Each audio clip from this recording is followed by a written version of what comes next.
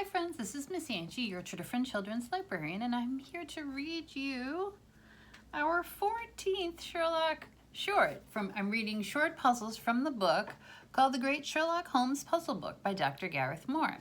So last week we read A One-Way Oddity. I'm going to read that puzzle. I'm going to read you the answer, and then the new one is called A Secret Message. I'll read that one, and then we'll wait a few days, give you a few days to figure it out, and then I'll come back with the answer.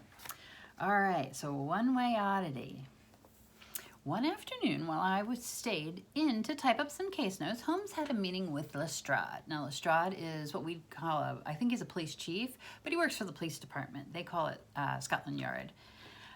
So how did it go? I asked him when he returned. Oh, you know how it is, Holmes said dismissively. He tells me his theories about a number of cases he's working on, and I explain to them why they're wrong. Of course, I said. Nothing that might interest my readers then, huh? Well, I suppose there is something you might find worthy of note. As we were walking to his office from where we met, we passed a driver going the wrong way up a one-way street. And yet Lestrade did nothing about it. He did not see the man, I asked? Or did he simply not consider traffic matters to be of his domain? Oh, he certainly saw the man, Holmes replied, and I'm sure he would have intervened had he believed there'd been reason to. So why didn't Lestrade intervene? He's going the wrong way on a one-way street. Let's find out the answer. All right, let's see. One-Way Oddity. The man was in the uniform of a cab driver, so we knew he was a driver. But at the time, he wasn't actually driving. He was simply walking. And there's no crime in walking the wrong way on a one-way street, but we assumed he was driving because he said driver, right? That was a tricky one. Did you guys figure it out? All right, that was One-Way Oddity. Our new puzzle for this week is called The Secret Message. All right. While we were working on a case away from the metropolis of London, Holmes sent me a letter explaining that he believed he was being followed.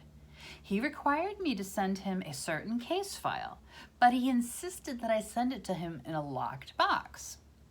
In order to ensure that it wasn't intercepted and read by his putative stalker, I wanted to keep it safe. Now, it so happened that I had a padlock in the office with which I could lock the box, but I was the only one with the key, so it could not get to Holmes without the same risk of interception. Luckily, Holmes also possessed a padlock, but again, he didn't have the key. So Watson had a padlock, the box, and the key. And he was going to put the file in there and send it to Holmes. Holmes only he would be receiving the box, and he had another padlock, but he didn't have the key to Watson's padlock. How did Holmes expect me to get the message to him so that he could unlock it, but that no one else could? I don't know. That's a good one. I gotta think about that. I don't know. I'll have to think about it. Everyone has a couple days to think about it. I will come back and I'll read you the answer, and I'll have another Sherlock Shorts for you. Bye, friends.